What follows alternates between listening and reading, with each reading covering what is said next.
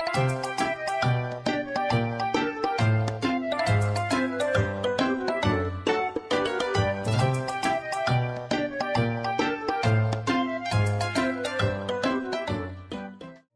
guys, welcome back. Today we're going to go over the Merida Regional second place deck, Gouging Fire EX. I played this a while ago. I wanted to revisit it now that things have kind of changed and it's seeing a resurgence, so why not play it and see how it differs from the last time.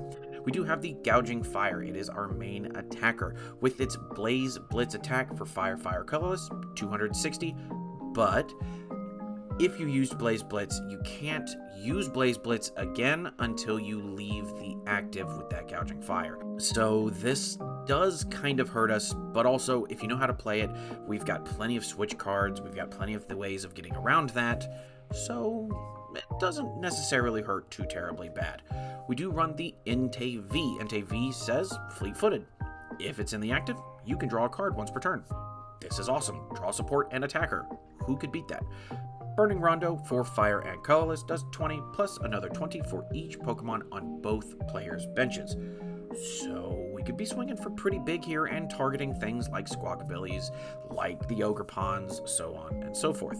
We like this thing. We do run the Delphox V. This is also really good. With its Magical Fire attack for Fire Colorless does 120, and you have to get rid of 2 energy from this Pokemon and put them in the Lost Zone, but you also get to do 120 to one of your opponent's bench Pokemon. So this could actually win us the game. Now we do have to worry about something like Manaphy because it does state damage, not damage counters. But being able to do 2 damage, being able to target 2 different Pokemon is really good. It's potentially a 2-prize knockout. Squawkabilly, it's really good. On your first turn, ditch your hand, draw 6. We love draw support here. This is a fantastic card. Fezandipiti EX with its Flip the Script ability says if one of your Pokemon were knocked out on your opponent's turn, you can draw 3 cards, but you can't draw more than that with Fezandipiti. So just basically 1 Flip the Script per turn. Flutter is really fun in this because its ability, Midnight Fluttering. The opponent's active Pokemon does not have any abilities other than Midnight Fluttering. So if we're going against Lugia, or if we're going against potentially another Squawkabilly, we just shut off their ability and we force them to retreat to be able to use it. A little bit of disruption, a little bit of stall doesn't hurt here. We do have the Munkidori with its Adrena Brain ability. If it has a dark energy attached to it once per turn, you can move up to 3 damage counters from one of your Pokemon to theirs, which is actually going to help us out a lot with our damage output. This is fantastic and it pairs really well with Radiant Greninja with its Concealed Cards ability. Says ditch an energy from your hand and draw 2 cards. We love this because again, it also pairs well with Magma Basin. Professor Sada's Vitality, super good in this. It's going to be able to accelerate a bunch of stuff. What it says is choose 2 ancient Pokemon in play and accelerate an energy to each of them from your discard. If you do that, draw 3 cards. Draw and acceleration in 1 card, super good. Yes, it is limited to the ancients, but who cares? That's what we're running. You're not going to run this in, say, a Lugia deck. We do run 3 bosses. I love boss. It's so good. Whoever created this deck is a man after my own heart because Gusting is so good right now.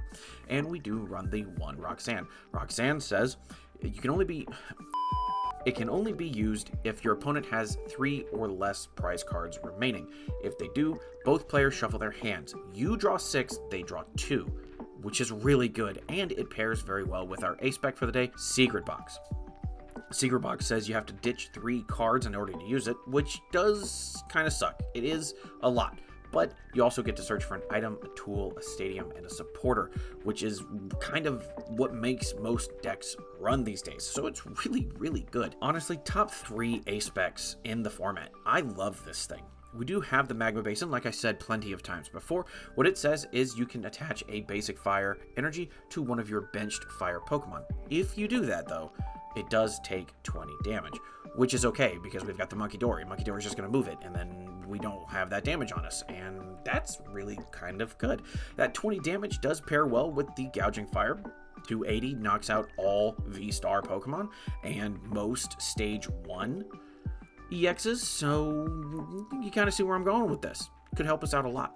And lastly, we do run the Jet Energy. Jet Energy is super important in this because we want to be able to get our Gouging Fire out of the active. Jet Energy only provides one colorless at any given time, but if you attach it to one of your benched Pokemon from your hand, well, then you can move that benched Pokemon into the active, and that helps us get Gouging Fire out of the active, which is pretty nice. Anyway, that's the deck list. Let's go ahead and get into it, see how we do.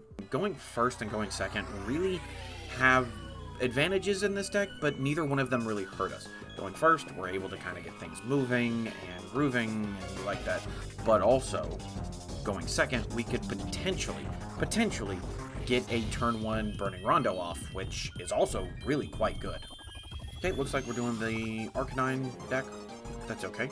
We do need to be aware, though, that it does have 280 HP, so that's something we have to worry about. And our Bravery Charms are really going to come in handy with these Gouging Fires, so we got to be careful.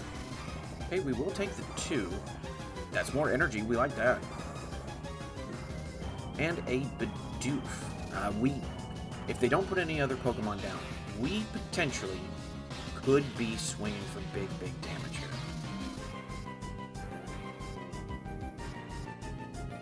They are going to get another Pokemon down, though. That's okay.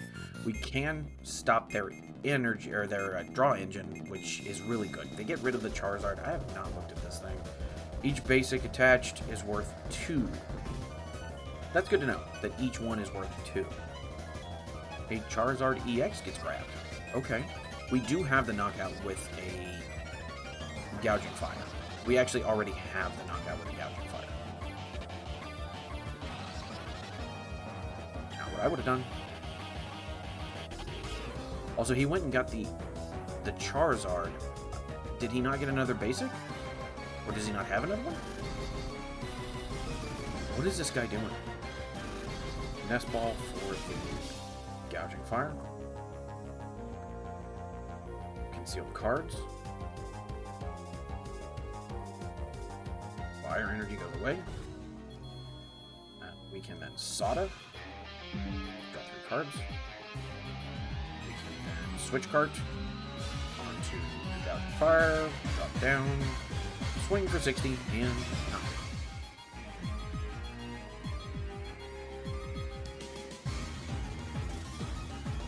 Okay, so with this deck, going first, going second really doesn't hurt us a ton. Going first, we can potentially go look for Squawkabilly and get things moving that way. But also, if we go second, we could potentially get the first turn knockout. So, little half dozen to 1/6 in the other. It's kind of personal preference on this. Okay, things could be moving for us. Entei V's not bad. Yeah, we'll go ahead and Munkidori all this. We do get the 1 Entei V here in the active, which is pretty decent. Oh, Raikou. Okay. We have Fezandipiti. Let's go ahead and fleet-footed here, see what we get. A Darkness Energy. Let's go ahead and Trekking Shoes. We do need it, but not right this second. And we get the Trekking Shoes. Of course we do. Trekking Shoes, Sada's Vitality would be good here, so sure, why not? We can Bravery Charm here. We can then Ultra Ball away the Fez, and let's go ahead and get rid of the Darkness Energy here. Let's get our Squawkabilly and get it started. Squawkabilly down. Let's go ahead and attach, and we can Squawk and Seize. All right, this isn't terrible actually. What we can do here, we can Earthen Vessel. Let's get rid of a Fire Energy. That should be 2. That'll be 2. Fire and Darkness. No, that'll be 1. But Darkness Energy here is really important. And then we can go ahead and end our turn. Secret Box, what did I tell you in the intro? Secret Box is really good here. Secret Box getting rid of a ton of stuff. I think this is the Miraidon deck, so we do need to be aware of what they can do. Hopefully and luckily we do have Munkidori, so the Pikachu isn't something I'm worried about. Okay, Miraidon down. We technically can, as long as they fill out their bench and we fill out our bench, we can technically knock out a Miraidon, but at 220. So we do like that. We'll see what they do. Okay, Magneton. Force Seal Stone onto Rotom, an Arven.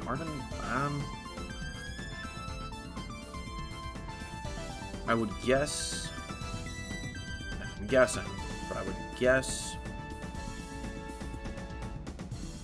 Goes ahead and gets him Bravery Charm and Generator. Would be my guess. Nest Ball. Okay. Not what I was expecting. The Bravery Charm, though, does kind of hurt us. And a Latias. Okay. Now we gotta be paying attention. Basic Lightning Energy down. Okay, Miraidon, and we'll see what they do, I would imagine. Okay. Oh, I might have actually put that on Miraidon. Rotom V does drop. No. It's using the Force Seal Stone. Yeah, it just says drop hard. Okay, goes and gets Mew. Mew will drop down. That does give us the chance to actually knock out this Miraidon. Area 0. Okay.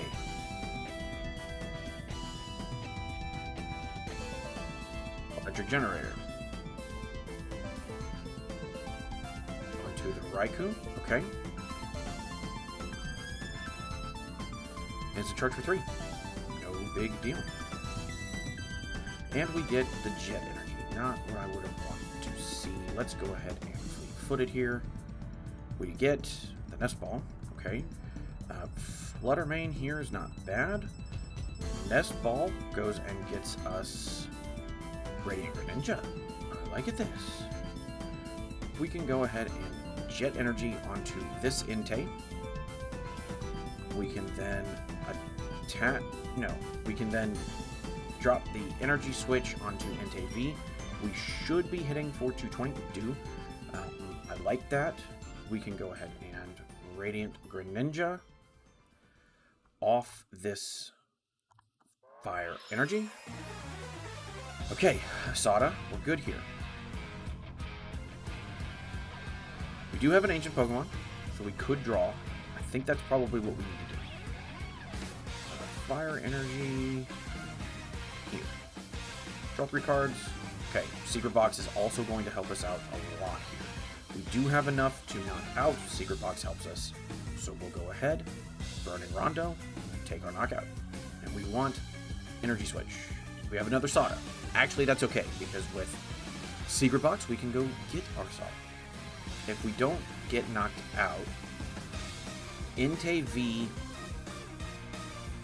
survives a hit from the Raikou. Okay. Want this Gouging Fire. Okay, we could be doing some stuff with this, actually. Pikachu down? We're not worried about it. I believe he has enough now for this Entei to get knocked out, so... Yes, he does. That's okay. Because we could potentially be getting this Gouging Fire in the active. And that's something we like, too. Okay, that is 260. It is a knockout. We're not too worried. That other Entei V, though, is there. Okay, we gotta do this right, but I think we can do this. Entei V's not bad. And we get the Bravery Charm. So we will go ahead and put our... Okay, we've got that. We've got that. We can go ahead and fleet-foot it here. What do we get? Energy Switch. Okay.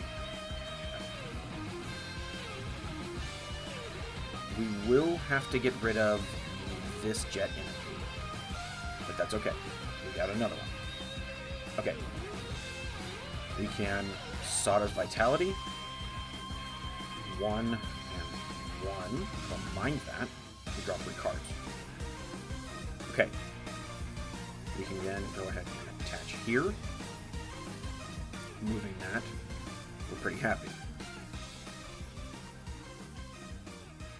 Okay, So Energy Switch here onto that Gouging Fire. Energy Switch here onto that Entei. Now we're pretty happy. We can then Trekking Shoes. We get the Magma Basin. That was what we were going to go for anyway, so we will now limit their abilities to hurt us. Okay, he knows that Pikachu's worthless, so we're pretty happy with that. And we can go ahead, Blaze Blitz, take our knockout. And we get the Forest Seal Stone. And they'll go ahead and concede. And there you go, Gouging Fire Revisited. I really love this deck. This deck can get a good turn 1 attack off, and there's nothing really better than that, I gotta say. That being said, what would I change in this deck? I don't know that I would change anything. Maybe come down off of one boss's order. You don't necessarily need it. An Iono could help here. I could even see, since we have the Darkness energy there, maybe even a Crispin could help. So there's things. Potentially even 2 Arven could help here, and get rid of 1 Magma Basin and 1 boss to get 2 Arven in here. That way you can go and get your Lost Vacuums, you can go get your Energy Switches, kind of stuff like that. I think that's pretty good, and you're always able to go get your Bravery Charms and your Forest Seal Stones. So there's some changes that I personally would probably make to this deck, but ultimately I do like this deck a lot. Would I take this to a cup or a challenge? Absolutely. There's no doubt about it I would take this to a cup or a challenge. Would I take this to a regional? I think with the right RNG, and I think with the right meta, if knowing going into it that this thing can actually kill everything, probably yes. But you have to kind of know what you're doing and kind of make sure you're not getting KO'd quickly. If you're going against a Charizard deck, this is going to be a hard matchup. But if you're going against something like, I don't know, Raging Bolt, Regidrago, those are pretty easy decks for this thing to beat. So who knows? Maybe it's worth looking into. If you would, please like, share, comment, subscribe, and do all the things to help me continue to do this. And shout out to the 2nd place Merida Regional deck owner. I do not know your name. I apologize greatly. I probably should. Shout outs to you, because I could never have gotten there, and you did. And with that, have fun, stay safe, I love you.